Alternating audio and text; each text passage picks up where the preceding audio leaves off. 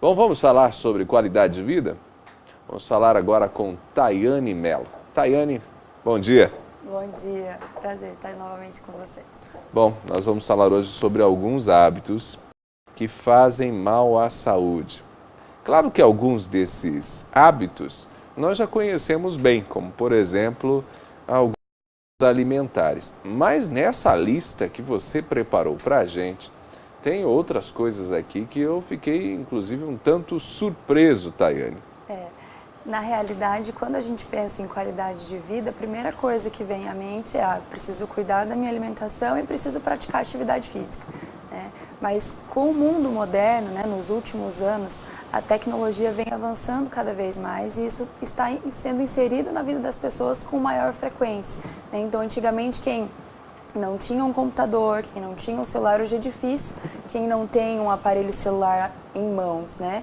E quando a gente pensa, então, em qualidade de vida, a gente lembra, então, da atividade física, da alimentação, mas a gente também precisa prestar atenção no uso excessivo da tecnologia, que isso prejudica a nossa saúde, né? Traz consequências graves, como a dependência do uso do celular.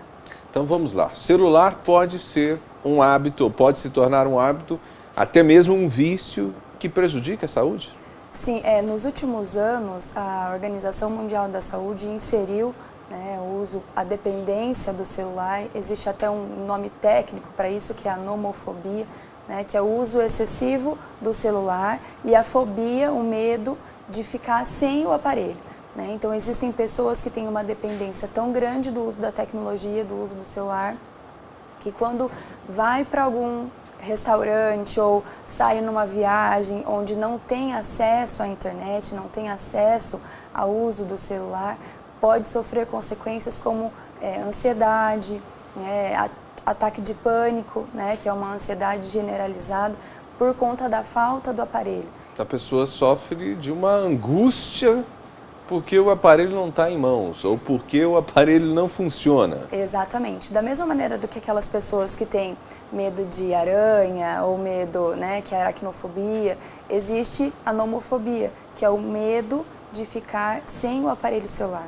Sem contar que o uso do aparelho, normalmente a gente usa o polegar, né, para digitar, para mexer no celular, e isso causa também um problema relacionado na parte de ortopedia, né? Problema, infecção de tendão, tendinite, né? Que são consequências do movimento repetitivo do uso do celular. Nesse sentido, quando a gente fala de tecnologia, o computador também está inserido como algo que pode trazer algum tipo de problema? O computador, ele vem na mesma maneira, no mesmo sentido do que o uso da tecnologia do celular. Certo. Mas o computador, normalmente, a gente passa muito tempo na frente do computador e perde a noção desse tempo. Né? Isso prejudica também a questão do movimento repetitivo.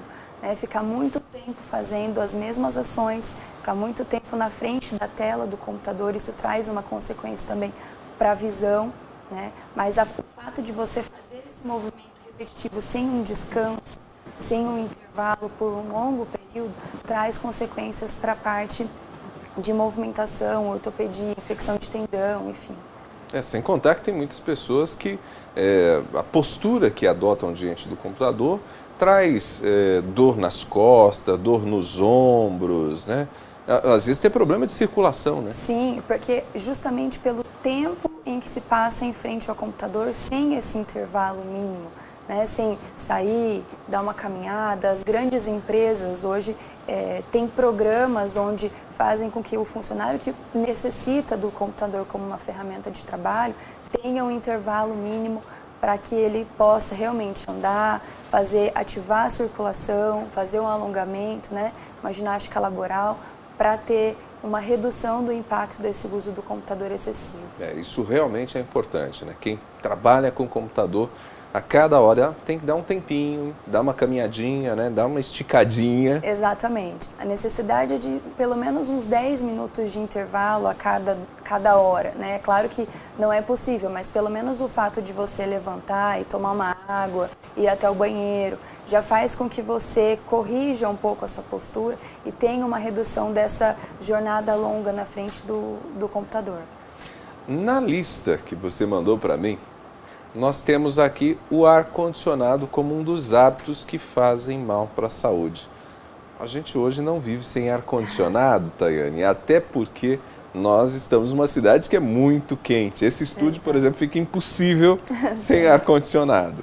Exato. A questão do ar-condicionado também está relacionada com o uso excessivo.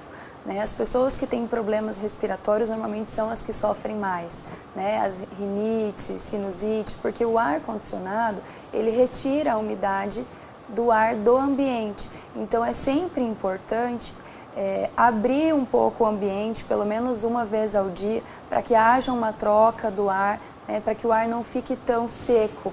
Porque quem tem já alguma doença crônica relacionada à parte respiratória, sofre mais com as consequências da falta de umidade.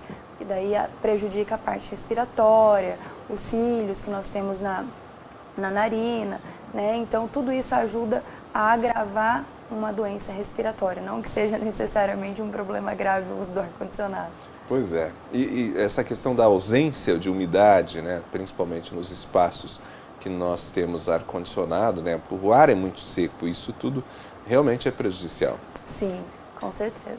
Bom, Tayane, para a gente fechar a conversa, só para a gente lembrar, além desses hábitos que fazem parte do nosso dia a dia, que tem a ver com modernidade, inclusive, a gente não pode esquecer, claro, da alimentação, do exercício, e ao falar de alimentação, sal em excesso, açúcar, tudo isso prejudica, né? Sim, como nós falamos no começo, A primeira coisa quando nós falamos em qualidade de vida que vem à nossa mente é alimentação saudável e atividade física. E isso é ótimo porque é a base, A nossa necessidade básica é controlar a nossa alimentação, buscar se alimentar de uma maneira mais saudável e sim fazer atividade física. Então a gente não pode esquecer desses detalhes. Tayane, valeu pela conversa mais uma vez. Excelente semana para você. Obrigada para vocês também. Tenham um bom dia. Conversamos com a Tayane, falamos um pouco para você sobre hábitos que muitas vezes prejudicam a nossa saúde.